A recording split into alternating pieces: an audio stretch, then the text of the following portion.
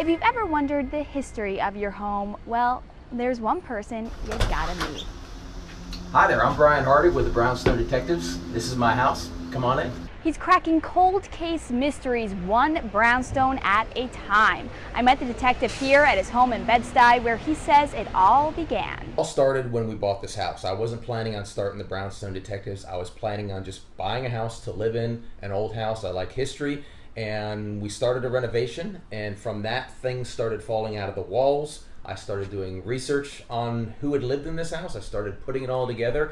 Soon I had 350, 400 pages of information about a house that no one famous lived in. And I think some of my friends did an intervention and said, you need to start doing something with this. Why don't you write a book? So he wrote a book.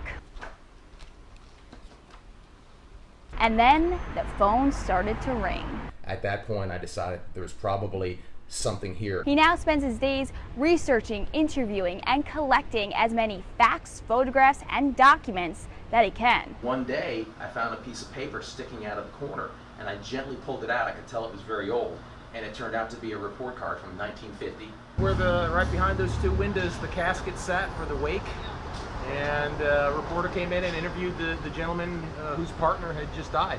And that's where I got the information. A lot of newspaper archives give up this information. And it looks like he's found out a lot. There is the woman who was the first lady that was put to death in an electric chair.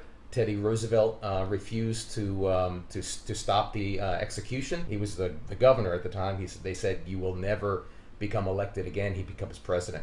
There was a guy about 3 doors down from me who was dismembered, and his body was cut up and placed in different places throughout Brooklyn. So I've never actually told these people what happened in this house. There's numerous things that have happened. If you had a time machine and were able to go back to all these different places at different times, you would see all these things, but people have forgotten them by now.